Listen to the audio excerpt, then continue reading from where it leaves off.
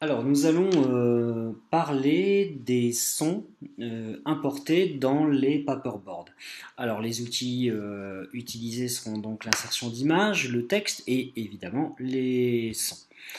Alors, voici un exemple d'activité qu'on peut proposer aux enfants. Donc, placer les instruments sous les extraits sonores correspondants. Donc, on a une consigne verrouillée, des images qui peuvent se déplacer, puis des petits haut-parleurs qui lancent des extraits sonores. Voilà. Je clique pour recommencer l'extrait et pour interrompre, je clique sur le petit haut-parleur.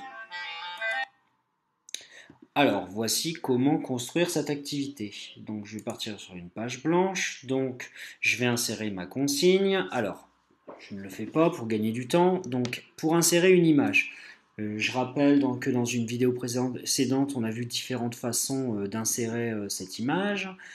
Donc, moi, je vais insérer une image que j'avais stockée préalablement, donc vous pouvez aller la chercher sur internet. Je rappelle que vous avez l'outil capture.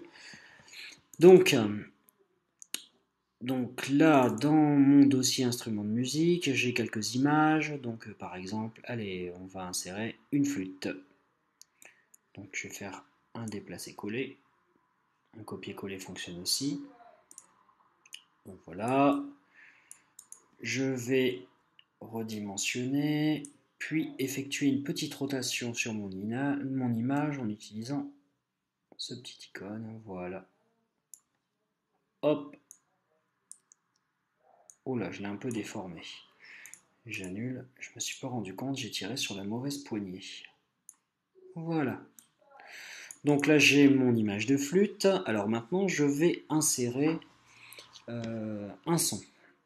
Donc, pour insérer un son, soit vous passez par le menu Insérer média, comme pour les images, faites le même fonctionnement, ou alors vous pouvez faire un copier-coller du son. Pardon, vous pouvez faire un copier-coller du son. Donc moi j'avais mon extrait de flûte au format MP3. Si je fais bouton droit copier, bouton droit coller, ça fonctionne parfaitement. Bouton droit, coller, et hop, j'ai un petit haut-parleur. Lorsque je clique sur ce haut-parleur, mon extrait sonore se déclenche. Voilà. Alors, sachant que vous pouvez faire apparaître un petit lecteur, un petit contrôleur de son qui vous permet de faire pause et retour en arrière. D'ailleurs, il est affiché par défaut. Moi, je l'ai désactivé. Vous allez comprendre pourquoi. Alors, pour l'activer et le désactiver, ça se passe dans Fichier, Configuration.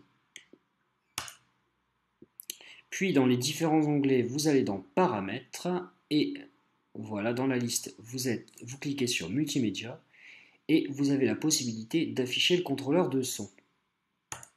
Alors moi, je vais le réafficher. Je valide en cliquant sur la petite disquette. Voilà, terminé. Et vous allez comprendre pourquoi je l'avais désactivé. Alors, j'ai un contrôleur de son qui apparaît. C'est très très pratique, sauf que malheureusement, il indique le nom de mon fichier. Et comme le but est de retrouver l'instrument qui correspond à l'extrait sonore, forcément, si quand j'appuie apparaît la flûte.mp3, bon, bah il n'y a plus tellement d'exercice. Par contre, il me permet de faire un retour en arrière ou de le placer à un certain endroit. Voilà. Donc on va dire que si vous utilisez le contrôleur de son, vous en avez besoin, mais pour faire écouter des extraits sonores sans faire deviner de quoi il s'agit, je vous invite, avant d'insérer votre son, à surtout renommer votre fichier. Sinon, c'est un peu trop facile. Donc, je vous montre comment on fait pour insérer un autre fichier. Insérer média. Voilà, vous allez chercher votre extrait sonore, donc par exemple un extrait de clarinette. Vous cliquez sur ouvrir, voilà, hop, votre fichier est inséré automatiquement. Et quand vous cliquez dessus, vous l'entendez.